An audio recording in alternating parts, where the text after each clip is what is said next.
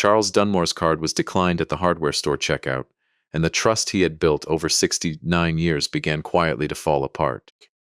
Ran a command. I stood at the register with a $40 bag of caulk and flashing to patch the roof over the back porch, and the machine blinked red, declined. The cashier, a boy who couldn't have been older than 19, looked at me with the practiced sympathy people reserve for a man his grandfather's age. Might want to try again, sir. Sometimes the chip reader's finicky. It wasn't the reader. I knew my balance. I had checked it that morning on the little slip of paper not Diane. I hadn't spoken to Diane in years. On the little paper my son's assistant printed for me every month, because I never did trust the computer banking the way Gregory wanted me to. There should have been $11,000 in that checking account. There had been $11,000 in that account every month for 3 years, give or take, ever since my pension and my late wife Louise's small annuity combined into something steady enough to make a man feel, if not rich, at least safe. I tried the card twice more, declined both times. I left the caulk on the counter and apologized to the boy as if the failure were mine. Outside, the March wind cut through my jacket the way it always does in Millbrook this time of year, sharp off the reservoir, carrying the smell of thawing mud. I sat in my truck in the hardware store parking lot for a long moment before I turned the key. My hip ached where the surgeon had gone in 9 months earlier to replace the joint that 31 years running lathes at Corwin Precision had finally worn through. I still favored that leg on cold mornings. I told myself the ache was why my hands were shaking on the wheel, and I told myself the card reader really had been finicky, and I told myself several other small lies before I gave up and drove to the bank. Cedar Ridge Federal sat on the corner of Route 9 and Miller Street, a squat brick building with a flag that never seemed to stop snapping in the wind. I had banked there since before they'd repaved the parking lot. I knew the tellers by name. I knew which one gave extra lollipops to kids, and which one always asked about my garden, though I hadn't kept a real garden since Louise passed, only tended what she'd planted, so it wouldn't feel like one more thing of hers left to die. The manager's office was a glass box near the back, and the woman who ran it was new to me, Nora Castillo, according to the little brass plate on her desk, maybe 35, dark hair pulled back tight, a face that hadn't yet learned to hide what it was thinking, which I would come to be grateful for. "Mr. Dunmore," she said, and something in the way she said my name made me go still before I'd even sat down. "Please, come in." "Close the door. My card's not working," I said. "Probably nothing. Might be a mistake on your end." She typed for a moment, and I watched her face change the way water changes when a cloud passes over it. She reached for the phone on her desk, then stopped herself, then folded her hands together very deliberately, the way people do when they're choosing not to do something they want badly to do. "Mr. Dunmore, your checking account was placed under a hold 3 days ago. Both of your accounts, actually. There's a notation from our Trust and Estates Department. It references a family financial protection filing." "A what?" "I don't have the authority to explain it fully. I'm sorry." She glanced toward the glass wall of her office, toward the lobby where a man in a gray coat stood reading a brochure he clearly wasn't reading, glancing our way every few seconds like he was waiting on something. I hadn't noticed him when I came in. I noticed him now. "Who filed it?" I asked. "Who has the authority to freeze my own money?" Nora Castillo's jaw tightened. She pulled a legal pad toward her, wrote something on it in small, fast handwriting, tore off the top sheet, folded it once, and slid it across the desk under a stack of deposit forms, so that from across the room it would look like she was simply handing me paperwork. "Take these home and review them," she said, loud enough to carry, her voice suddenly bright and businesslike. "I'll need you to sign where I've marked." I didn't understand until I was in the truck, forms in my lap, and I found the folded note tucked beneath them. My hands were shaking again when I opened it. "Do not react. Someone from your family has been in twice asking about your accounts. There's more in your file than a hold. Meet me at Ruby's Diner at 5, alone, off the clock. Don't tell anyone you're coming. N.C." I sat in that parking lot for 20 minutes with the engine off, reading 4 sentences over and over, until the ink seemed to burn itself into me. "Someone from your family." There was only one family I had left who called themselves that with any regularity. And it wasn't the daughter I hadn't spoken to since her mother's funeral. It was Gregory. My son had power of attorney. He'd had it since my hip surgery the previous June, when the anesthesia knocked me sideways for 2 days, and the recovery had been slower and meaner than anyone promised. I'd signed the papers in the hospital, half out of my mind on pain medication, Gregory sitting beside the bed with a legal pad and a pen already uncapped, telling me it was only temporary, only until I was steady on my feet, only so the bills didn't pile up while I couldn't hold a fork straight, let alone write a check.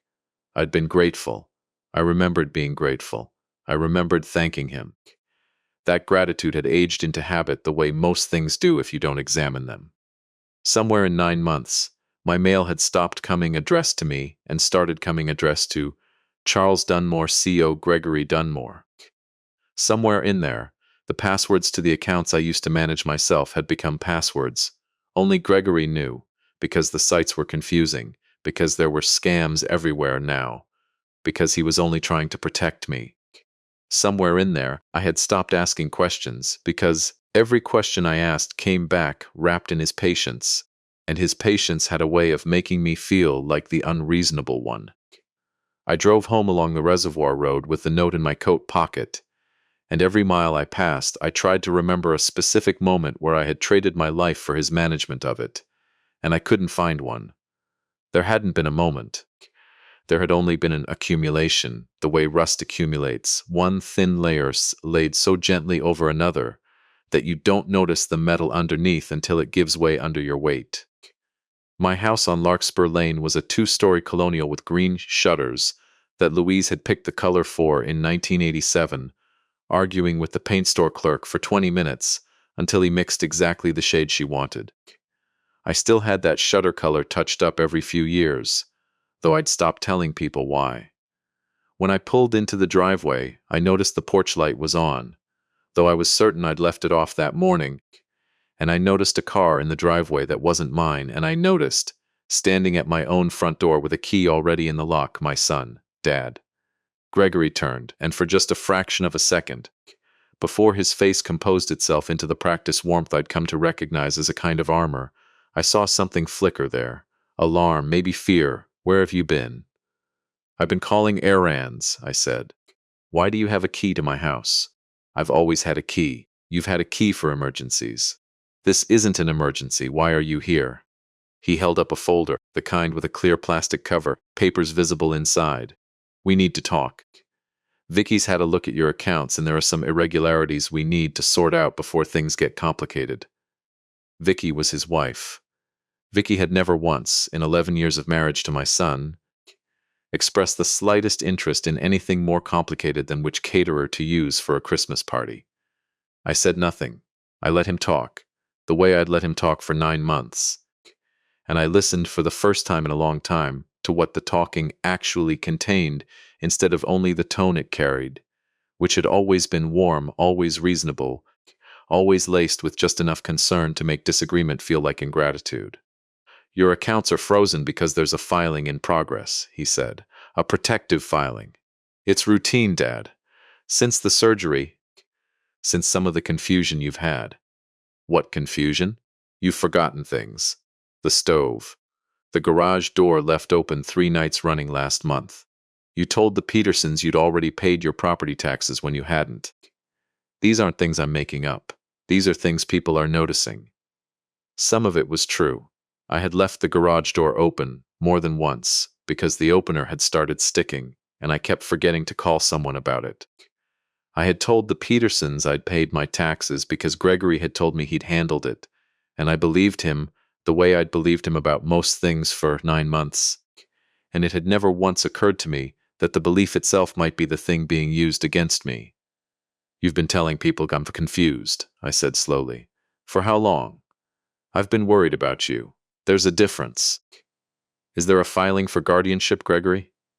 He didn't answer immediately, and in his silence I heard the answer more clearly than any words could have given it to me. Somewhere behind him, through the screen door, I thought I heard the soft click of a phone camera, though I couldn't have said for certain, And I would only understand the significance of that click days later, when Arthur Higgins, the lawyer who would come to matter more to me in the following month than almost anyone alive, would show me the photograph Gregory's wife had taken that evening. Me standing confused and disheveled on my own front porch, my hair wind-blown from the drive, my expression caught at exactly the wrong angle, looking every bit like a man who didn't know where he was. "I'm trying to protect what Mom left us," Gregory said. "Both of us. All of us. There's more at stake here than you understand, Dad, and I need you to trust me the way you always have." I looked at my son, 44 years old, wearing the same wool coat I'd bought him for law school interviews he never went on because he'd chosen real estate instead. And I thought of every summer I'd taught him to fish off the reservoir dock. Every winter I'd driven him to hockey practice at 5 in the morning before my shift at Corwin. Every dollar I'd quietly slipped him when his first brokerage folded, and he was too proud to ask outright. I thought of trust the way you think of a bridge you've walked across 1,000 times, never once checking the bolts, because why would you? Because it had always held. "What's more at stake than my own life?" I asked him. He didn't have an answer for that. He had a folder full of other things instead, and I told him I was tired, and I needed to rest, and I would call him tomorrow. All of it lies as smooth as any he'd ever told me. And he left, and I locked the door behind him for the first time in longer than I could remember. And at 4:40 that afternoon, I got into my truck again and drove toward Ruby's diner with Nora Castillo's note folded in my breast pocket like something I was smuggling across a border. Ruby's sat at the edge of town, a chrome and vinyl place that had survived 3 decades on breakfast, served all day, and coffee nobody complained about.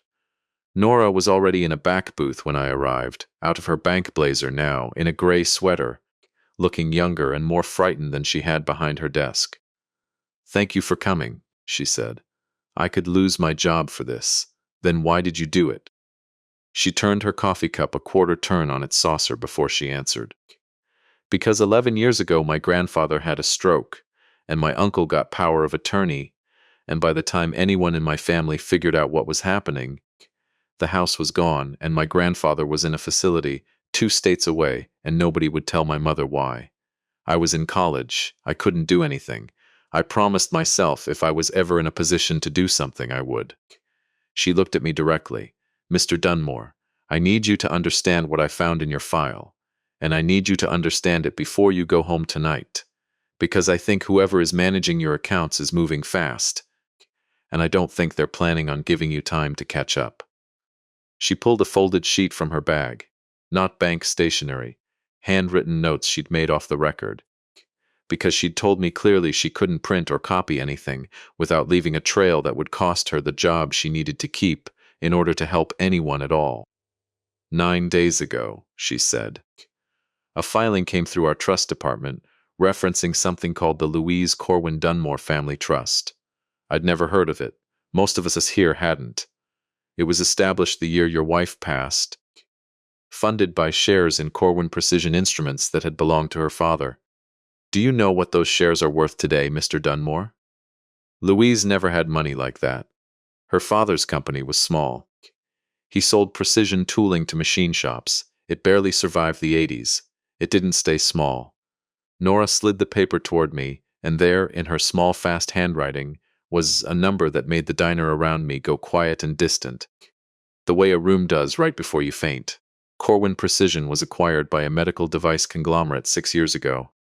The shares your wife held in trust, the shares you are the sole lifetime beneficiary of, are currently valued, according to our records, at $31,400,000. I have replayed that moment more times than I can count in the months since, trying to remember exactly what I felt, and the truth is I felt almost nothing at first, the way a body sometimes refuses to register a wound until minutes after the cut. I only remember staring at the number and thinking absurdly of Louise standing at our kitchen counter 30 years earlier, counting quarters into paper rolls because we were $9 short on the electric bill that month, and I remember thinking, she never told me. And then, a half second behind that thought, the one that mattered more, someone else already knew. "Who's the trustee?" I asked, my voice sounding to my own ears like it belonged to another man. a corporate fiduciary originally. Heritage Capital Trust Services. They were acquired themselves, twice, in the last several years. Records got scattered in the mergers, which happens more than you'd think, and which is exactly the kind of gap someone patient can exploit. Your file shows an incapacity determination was filed 8 months ago, shortly after your surgery. 2 physician letters. One from your surgeon, describing a temporary post-operative confusion, standard, expected, nothing alarming on its own. The second, Nora hesitated. The second is from a neurologist named Dr. Foster Landry, diagnosing early-stage vascular dementia and recommending a distribution advisor be appointed to manage the trust on your behalf, permanently. I've never seen a neurologist named Landry in my life. I didn't think you had. She said it quietly, and something in the certainty of her voice told me she'd already tried to verify it and already come up empty. The advisor named in that filing, Mr. Dunmore, the person now authorized to direct distributions from a $31 million trust in your name, is your son. I sat in that booth with the coffee going cold in front of me, and I thought about the garage door I kept leaving open, and the property taxes I'd been told were handled, and the accounts whose passwords I no longer knew, and the way Gregory's wife's phone had clicked behind the screen door that afternoon, and I understood, with the sick clarity of a man watching a wave he can't outrun, that I had not stumbled into a misunderstanding. I had walked, slowly and gratefully, into a trap that had been under construction for the better part of a year, built one small kindness at a time out of materials I myself had supplied. There's a filing pending in probate court, Nora said. I saw the docket number cross my screen this afternoon, right before I called you. A petition for emergency guardianship. It's scheduled to be heard Thursday. That's 2 days from now. I know. She reached across the table, not quite touching my hand, stopping just short of it. Mr. Dunmore, I think whoever filed this wants a judge to sign off before you find out what's in that trust. I think the timing isn't an accident. And I think you need a lawyer tonight, not tomorrow. I drove home in the dark with the reservoir, a black sheet of glass off to my right, reflecting nothing, and I thought of the one man in Millbrook who might still take my call after 11 years of silence between us. Not because we'd fallen out, but because after Louise died I had simply stopped returning calls from anyone who reminded me too much of the life I'd had before, and Arthur Higgins, who had drafted our wills 40 years apart, sitting across a card table with a bottle of scotch neither of us finished, had reminded me of exactly that life every time I looked at him. He answered on the second ring. Charles Dunmore, he said, and I could hear him settling into a chair, the creak of old leather, the particular silence of a man who has spent a career learning to listen before he speaks. I wondered when you'd call. You knew about the trust. A long pause. I knew Louise set something aside. I didn't administer it. Sam Corwin's people wanted a corporate trustee, said it would outlast any one attorney's career, and they weren't wrong about that. I never saw the final numbers. Charles, where are you right now? Home. My own kitchen. Why does everyone keep asking me that today? Because in about 40 hours, a judge is going to be asked to decide whether you're capable of answering it, Arthur said. Don't go anywhere tonight. Lock your doors. I'm coming over, and on the way I'm going to make some calls, and I want you to understand something before I get there, Charles, because it's going to matter more than anything else we do this week. What's that? Whatever they've built this on, they built it on your trust. In your own son. That's the foundation every good con is. We're not just going to fight the paperwork. We're going to have to take the foundation apart, and I need you to be ready for how much that's going to hurt before we're done. I sat at my kitchen table after we hung up.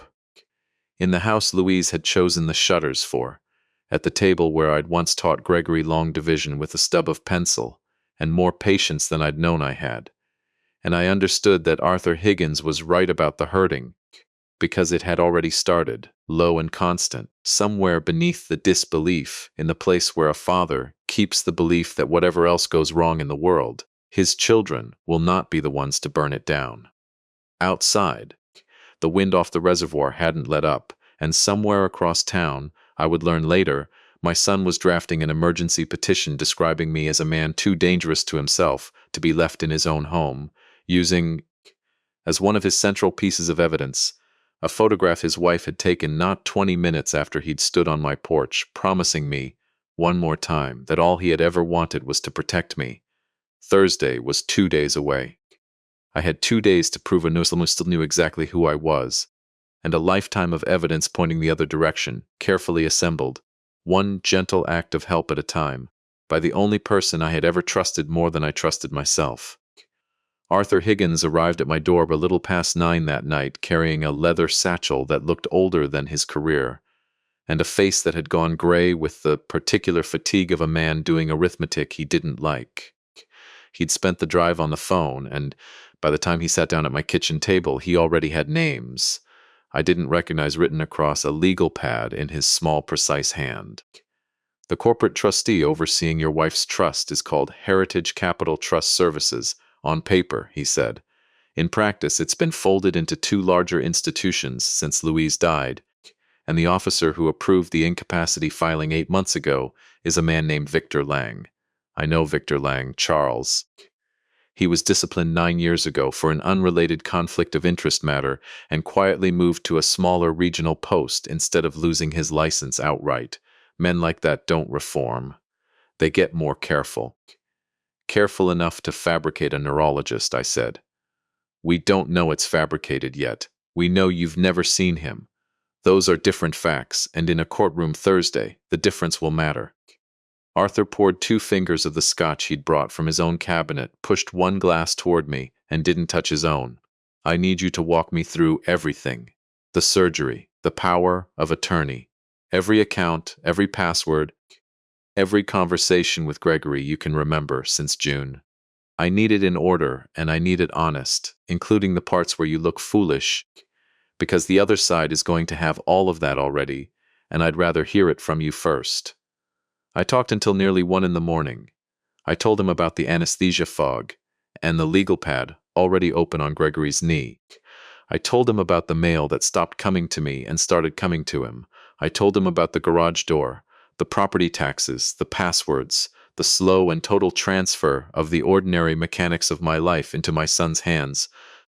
None of it a single dramatic betrayal, all of it 1,000 small handoffs that each, on their own, looked like love. There's a pattern in what you're describing, Arthur said finally, closing the pad. It isn't only financial control. It's isolation. Has anyone else tried to reach you this year? Old friends, family. I thought of Diane before I could stop myself, my daughter, my only other child, whom I hadn't spoken to since Louise's funeral 11 years earlier, when she and Gregory had fought bitterly over something to do with her mother's estate that I'd never fully understood. Because by the time the fighting reached me, I was too raw with grief to referee it. And Gregory had told me, gently, patiently, that Diane had said cruel and unforgivable things about my judgment and my grief, and that she'd asked him to tell me she wanted no contact. I had believed him. I had let that belief calcify into 11 years of silence, and it had never once occurred to me, until that moment at my kitchen table, to wonder whether the belief itself had been manufactured the same way everything else had been. My daughter, I said slowly, Diane. We haven't spoken since Louise's funeral. Gregory told me she didn't want contact. Arthur went very still. Did you ever hear that directly from her? I hadn't. In 11 years, I had never once heard it from her own mouth. I want you to call her, Arthur said, tonight if she'll answer. Not because I think she can fix Thursday by herself, Charles, but because if what I suspect is happening here has been happening for longer than 8 months, she may be the only living witness to how it started. My hands shook worse dialing Diane's number than they had all day. I hadn't called it in 11 years. I only had it because Arthur, of all people, had kept an old address book with her information still in it, insisting he'd update it when there was a reason to. She answered on the 4th ring, wary, the way you answer a call from a number you don't recognize at 11 at night. Diane, I said, it's your father. The silence on the line lasted long enough that I thought she'd hung up. When she spoke, her voice had the flat, careful control of someone who has rehearsed this exact call in her head 100 times and never expected to actually receive it. Is Gregory dead? No. Diane, I need to ask you something. And I need you to tell me the truth, even if it's ugly. Did you ever tell your brother you wanted no contact with me? Another silence, shorter this time, and then something in her voice cracked open. I drove to your house 4 times the first year after Mom died.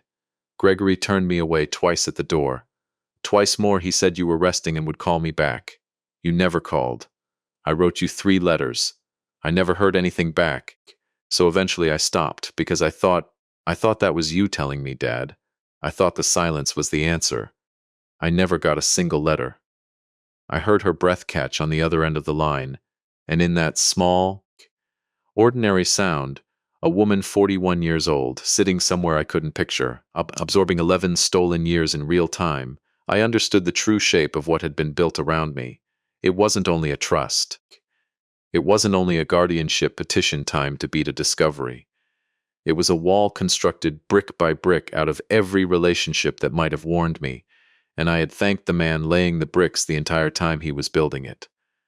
Dad, Diane said, what's happening? Why are you calling at 11 at night? I told her, all of it. The frozen accounts, Nora's note, the $31 million, the guardianship hearing 40 hours away. She was quiet through most of it, and when I finished, she said only one thing in a voice gone hard and clear in a way that reminded me, painfully, of her mother arguing paint colors with a clerk who didn't know what he was up against. I'm coming to Millbrook tonight, and Dad, there's something in a storage unit outside Cedar Falls that I think you need to see before Thursday. Mom gave it to me the month before she died. I never understood why until right now.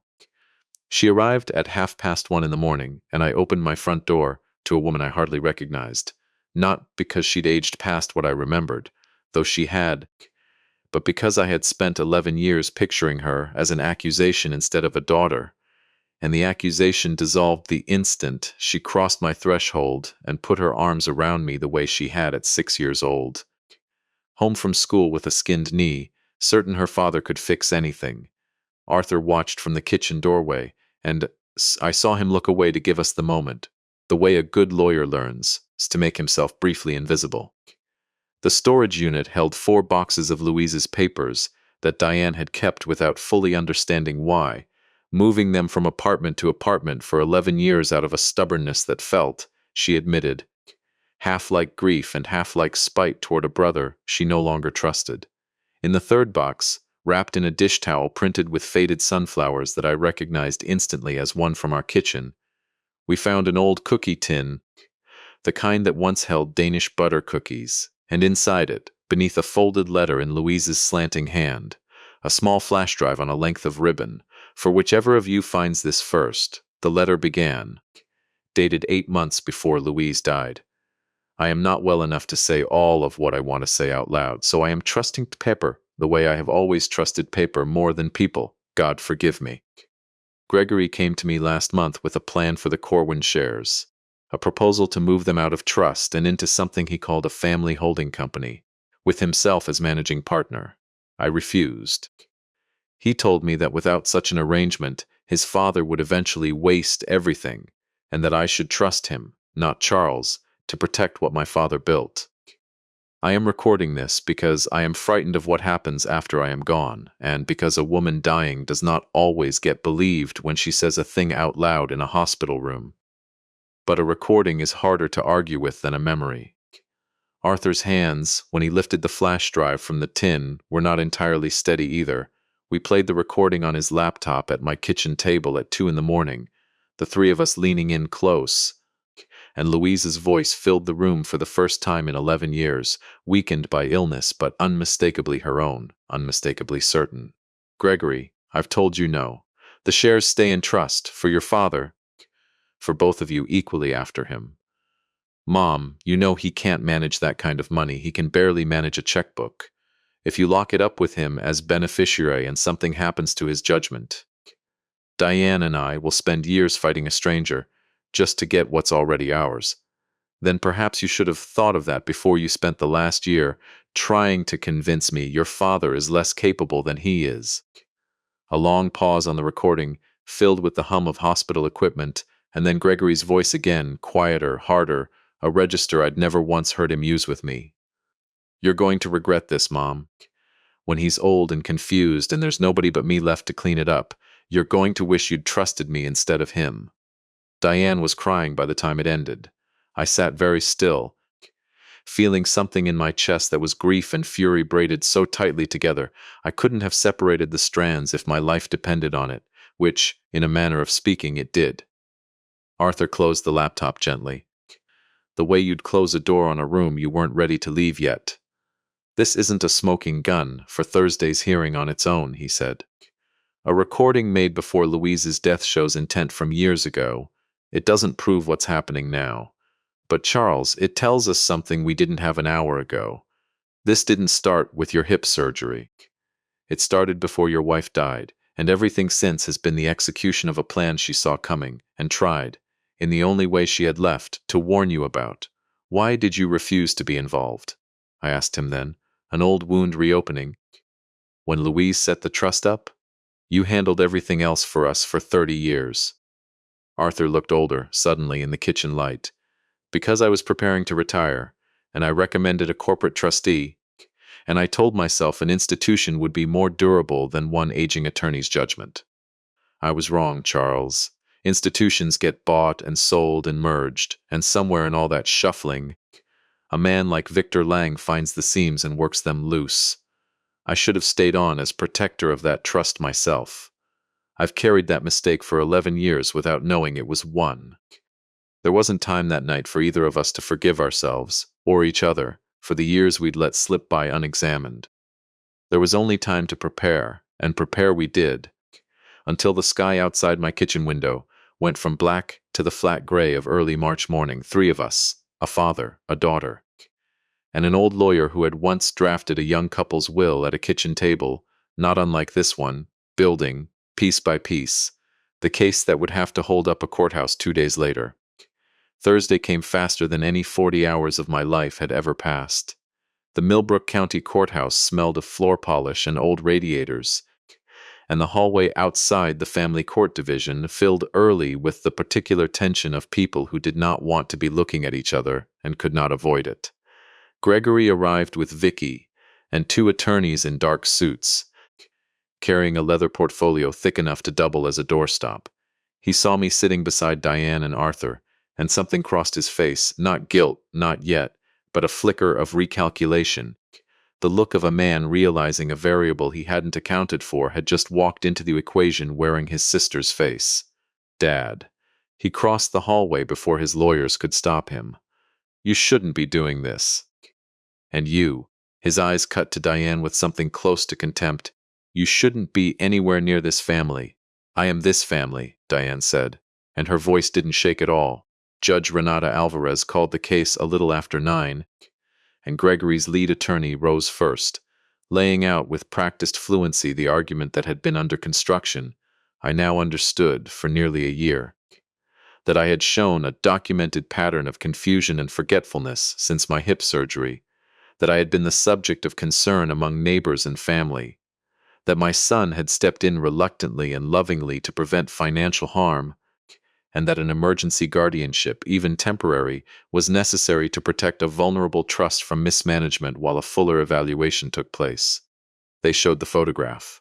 Me on my own porch at dusk, wind-blown, confused-looking, captured through a screen door at precisely the wrong instant. They read a description of the garage door left open. They read Vicky's account of a phone call in which I supposedly hadn't recognized her voice for several seconds. A call I had no memory of at all, and which Arthur would later confirm, through phone records, had lasted exactly 11 seconds and been placed at 6:40 in the morning, when any man of 69 might reasonably need a moment to place a voice on the line. Then Arthur stood. He was not a young man's version of a courtroom lawyer, all fire and momentum. He was slow and careful, and he let silences sit in the room longer than was comfortable, and I watched Judge Alvarez lean forward slightly every time he did, the way people lean toward a thing they suspect is about to matter. "Your Honor, I'd like the court to hear a recording," he said. "Made by Louise Corwin Dunmore 8 months before her death, 11 years ago, concerning her intentions for a family trust and her stated concerns about her son's conduct regarding it." Gregory's attorney objected on grounds of relevance and authentication. Judge Alvarez allowed a limited playing, over objection, subject to the court's later ruling on admissibility, and the room went silent as Louise's voice, weakened and certain, filled a Millbrook courtroom for the first time in over a decade, ending on the same line that had broken something open in my kitchen 2 nights before. When he's old and confused and there's nobody but me left to clean it up, you're going to wish you'd trusted me instead of him. I watched my son's face while his own mother's warning played across the room. He did not look surprised. He looked for one unguarded second, like a man watching a bill finally come due that he had always known, somewhere underneath everything, would eventually arrive. Arthur called Nora Castillo next, and she testified, visibly frightened, visibly determined about the frozen accounts, the trust department filing, the timeline that placed the incapacity determination 8 months prior, and the guardianship petition filed only 9 days before that morning's hearing.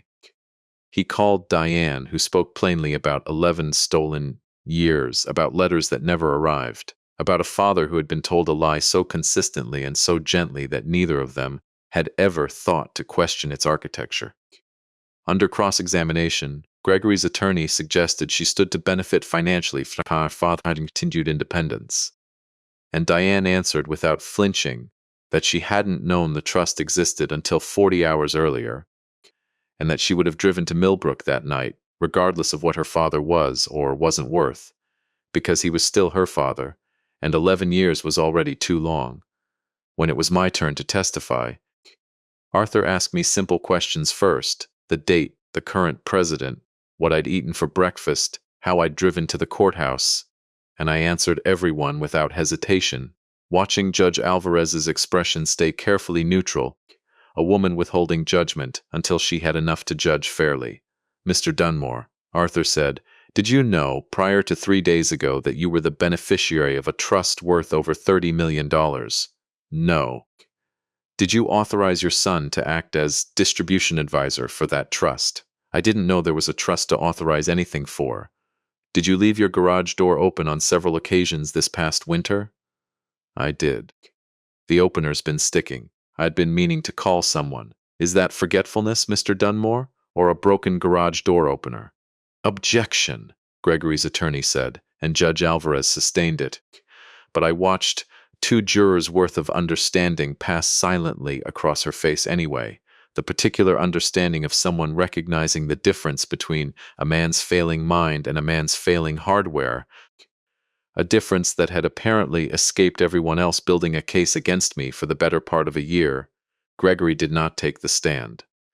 His attorneys advised, I would learn afterward, that the risk of cross-examination outweighed any benefit his testimony might offer, and I sat in that courtroom watching my son decline to defend, under oath, the version of events his own lawyers had spent a morning constructing on his behalf, and I understood that some part of him already knew how thin that version had become in the daylight.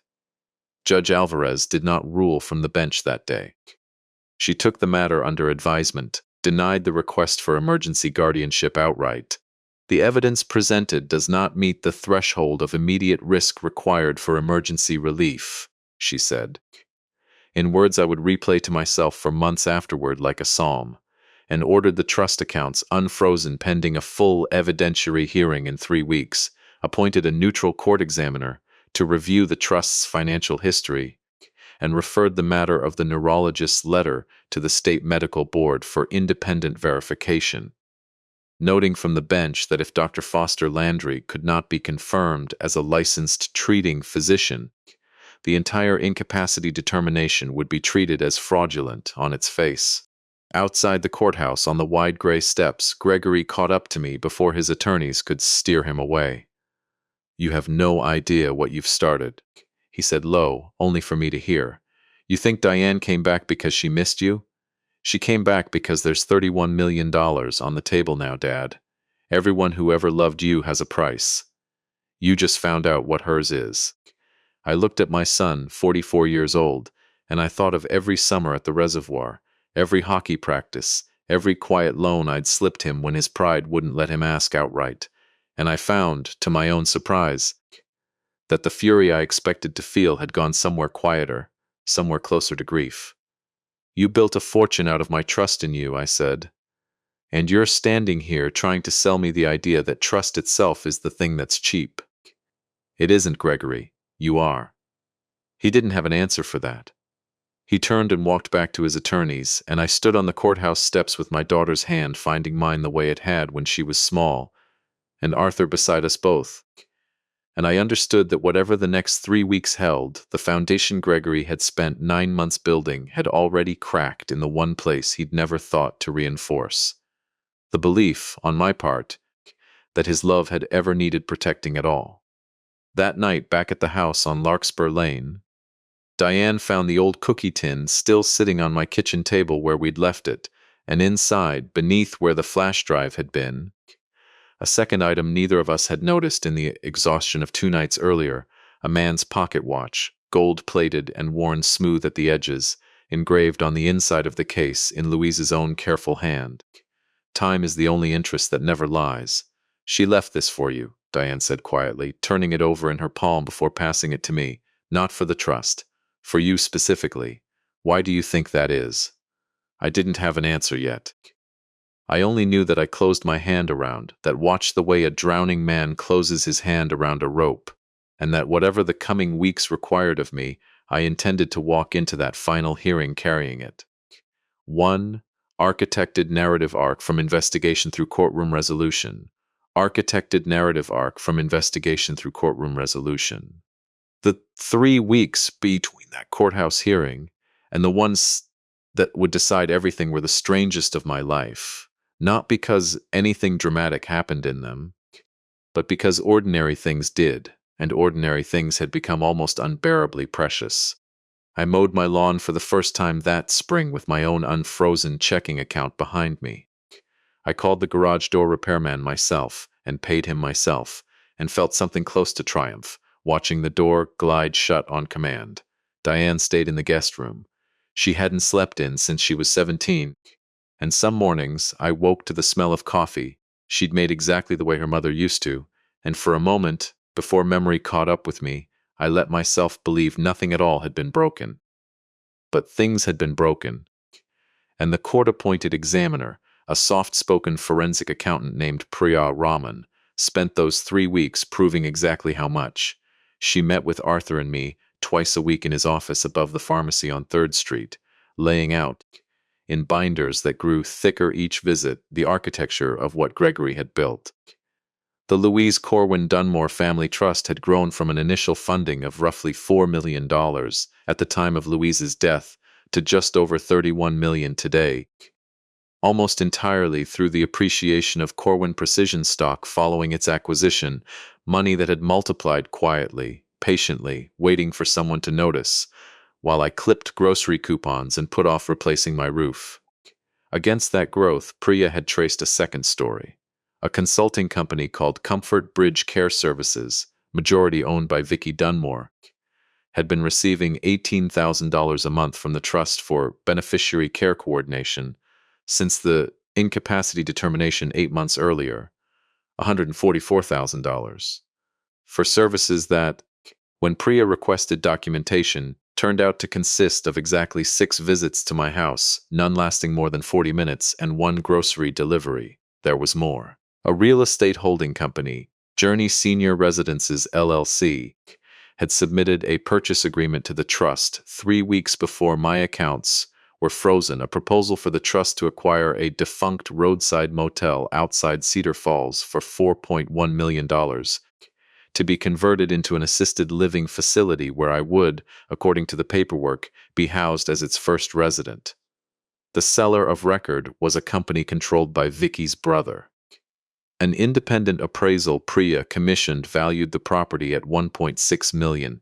They were going to pay $2.5 million over market value, Priya said, tapping the figure with her pen.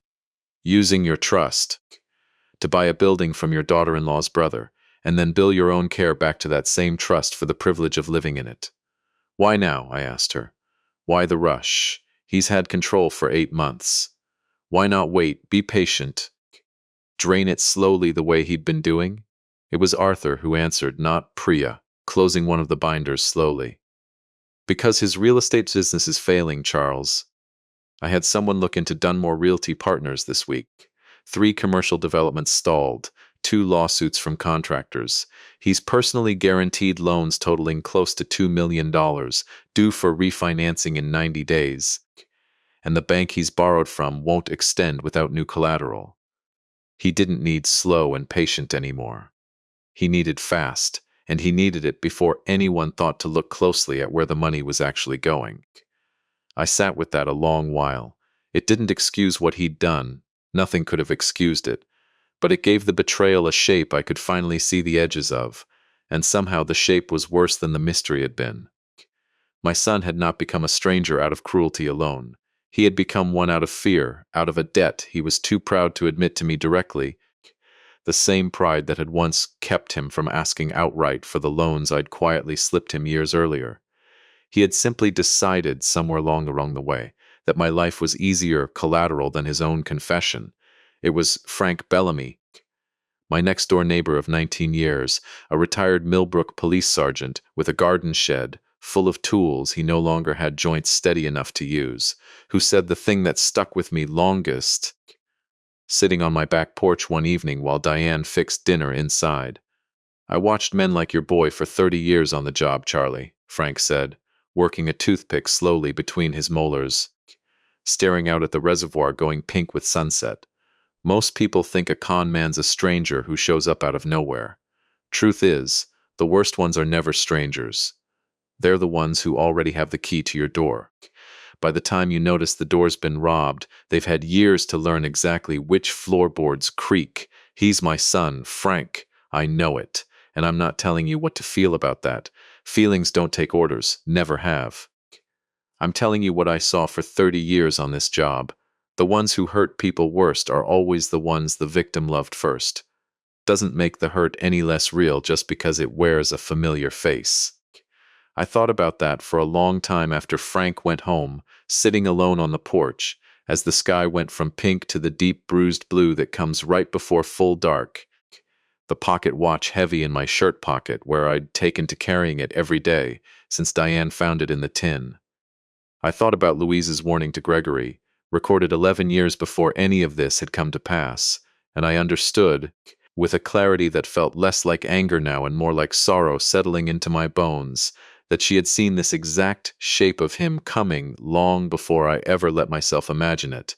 2 nights before the final hearing, Gregory called and asked to come to dinner. "Just us," he said. "No lawyers, Dad. I want to talk to you like your son, not like a defendant." Arthur advised strongly against it. Diane thought it was a trap. I agreed to it anyway.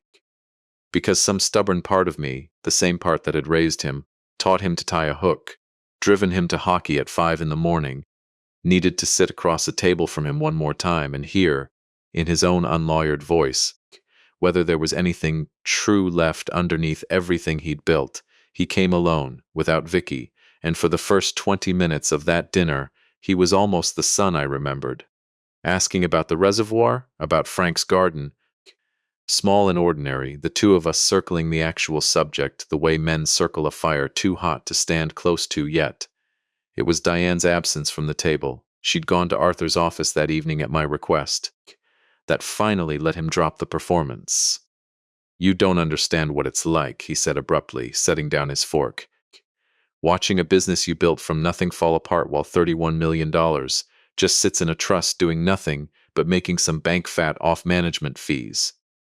I wasn't stealing from you, Dad. I was going to pay it back. Every dollar. Once the refinancing came through, once the Cedar Falls development closed, you forged a doctor's letter, Gregory. I didn't forge it. Victor found a doctor willing to sign off. That's different. It isn't different. It's the same lie with better handwriting. I set down my own fork. You told a judge I couldn't manage my own life. You told your wife to photograph me on my own porch like evidence. You let your daughter's family go 11 years without a father because it was convenient to your case. Tell me one part of that you were planning to pay back." He didn't answer right away, and in the silence I watched something in his face give way. Not remorse exactly, not yet, but the exhaustion of a man who has been performing a role so long he's forgotten how tired the performance makes him.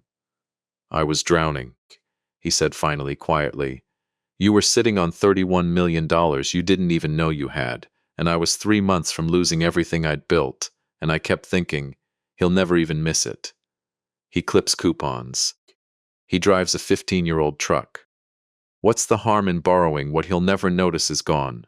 The harm, I said, is that you decided my life was small enough to steal from without me feeling it. You decided that because I live modestly, I must not deserve to know what's mine. You decided all of that, Gregory, without ever once simply telling me the truth and asking for help the honest way. The way I would have given it to you every single time you'd asked in 44 years. Would you have? $31 million is a different number than a loan for a used car lot, Dad. I don't know, I admitted. And the admission cost me something. Maybe I would have hesitated. Maybe I would have wanted to understand the business better first. But you never gave me the chance to hesitate honestly. You only gave yourself the chance to take it dishonestly, and then you called the dishonesty love. He left before dessert, the pretense of reconciliation abandoned somewhere between the roast and the coffee, and standing in my driveway under the porch light Louise had chosen the fixture for 30 years earlier. He said one more thing before he drove away, quiet enough that I almost missed it. Mom's letter said I'd regret trusting myself over you someday. I used to think that recording was just her being dramatic near the end. I don't think that anymore. He looked at me for a long moment. I don't know how to fix this, Dad. I don't think there's a version of Thursday where I walk away from it as your son the way I was before. There might have been, I said, if you'd told me the truth in June instead of a lie in a hospital room. There isn't now. Now there's only Thursday, and whatever a judge decides you owe.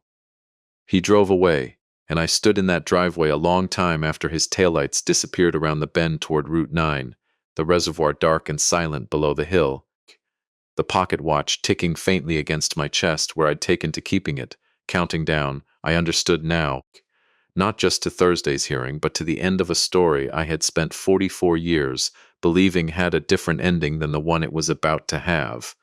The final hearing convened on a Thursday 3 weeks after the first, in the same courtroom, before the same judge. But the room felt different this time, fuller, quieter, charged with the specific tension of people who already suspected which way the verdict would fall and were only waiting to hear it said aloud. Priya Rahman testified first, laying out for the court everything she'd traced in 3 weeks of forensic work. The Comfort Bridge payments, the Journey Senior Residence's purchase agreement, priced $2.5 million above independent appraisal, the 6 actual visits behind $144,000 in billed care. The state medical board had, in the interim, confirmed what Nora Castillo had suspected the moment she read the file. No physician named Foster Landry held an active license anywhere in the state, and the letterhead used in my incapacity determination traced back to a defunct clinic that had closed its doors 4 years earlier. Victor Lang did not appear to testify. His attorney submitted a statement invoking his right against self-incrimination, which Judge Alvarez noted for the record without comment, though I watched several people in the gallery exchange glances that needed no translation. Deanne testified again, this time about the storage unit, about the cookie tin, about a recording made by a dying woman who had seen, with more clarity than any of the rest of us managed while she was alive, exactly what her son was capable of becoming. Arthur played the recording in full this time, no objection sustained against it, Louise's voice filling the courtroom a second time, and I watched Gregory's face throughout.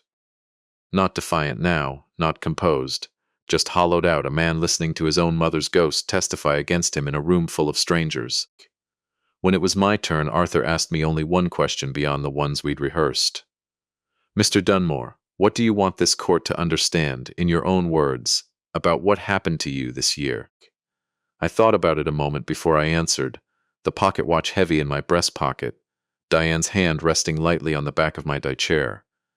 I spent 9 months believing my son's kindness was the reason my life still worked, I said. The mail that came to his address instead of mine, the passwords I no longer knew, the garage door I thought was broken instead of ignored. None of it felt like theft while it was happening, Your Honor, because it was wrapped in love every single time. That's what I want this court to understand.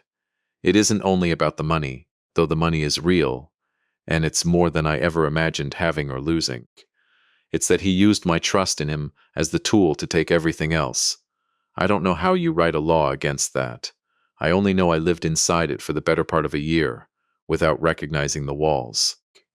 Judge Alvarez was quiet for a long moment after that, and when she finally spoke, ordering a 15-minute recess before delivering her ruling, I saw her glance once toward Gregory, an expression I couldn't fully read but that carried, I thought, more sorrow in it than triumph. She returned and read her decision from the bench, without theater, in the plain, exhausted cadence of someone who has spent 3 weeks doing arithmetic she didn't enjoy.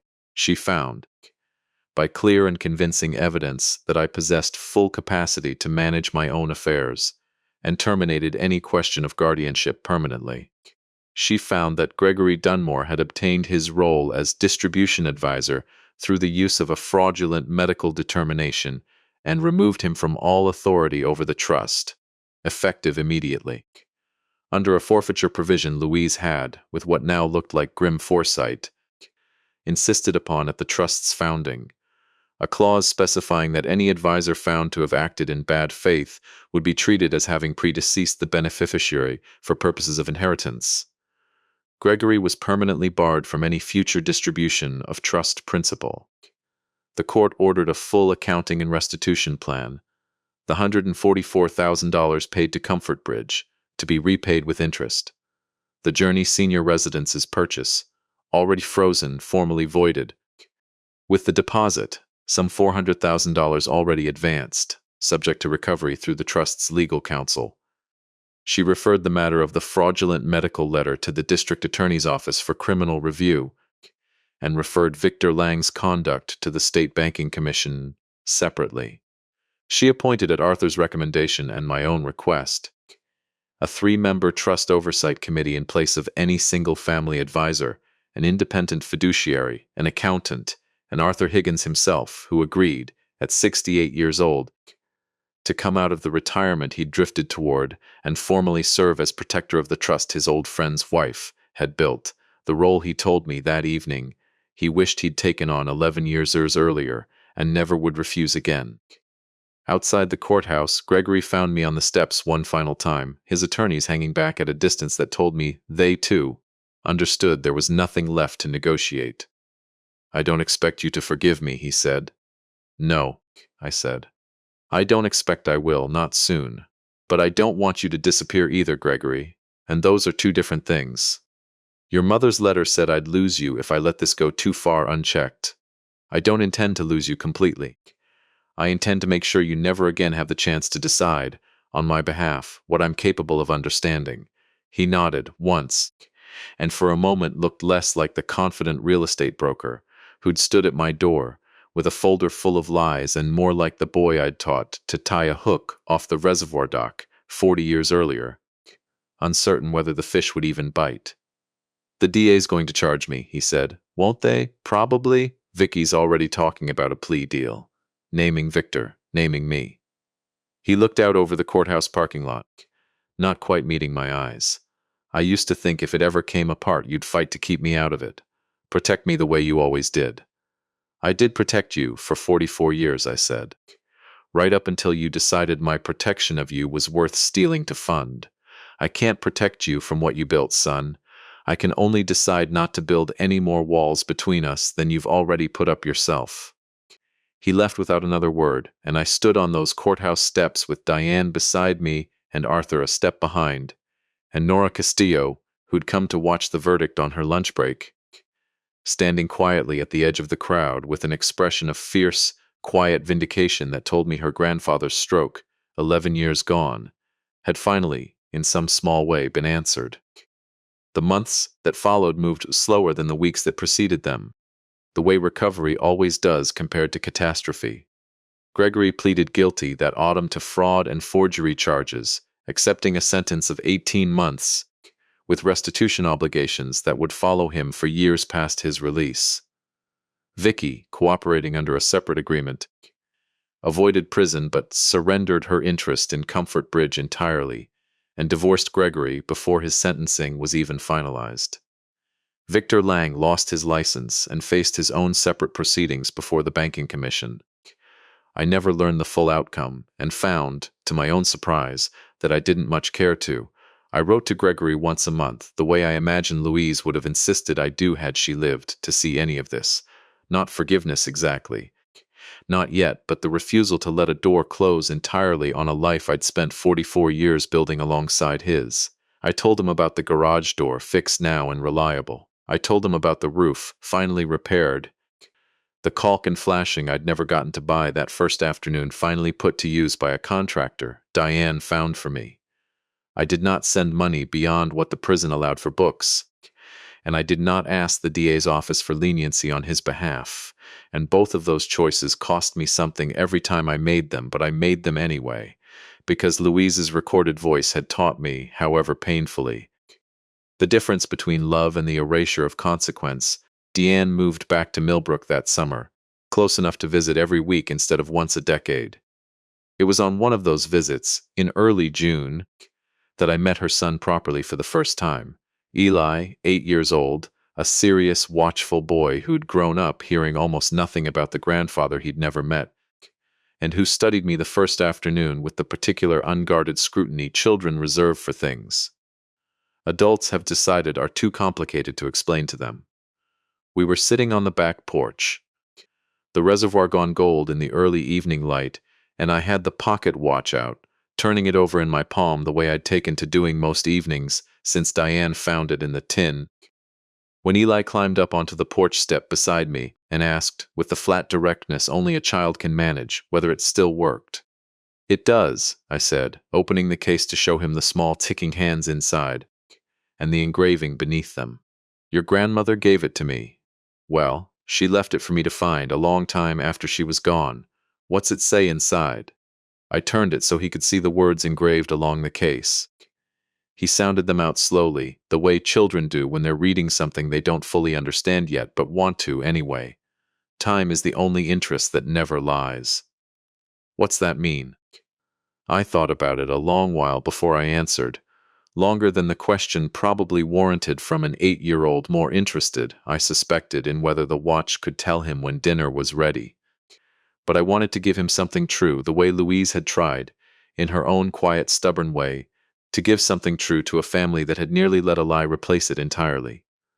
"It means," I said finally, "that money can be talked about, and moved around, and hidden, and even stolen, if someone's clever and patient enough.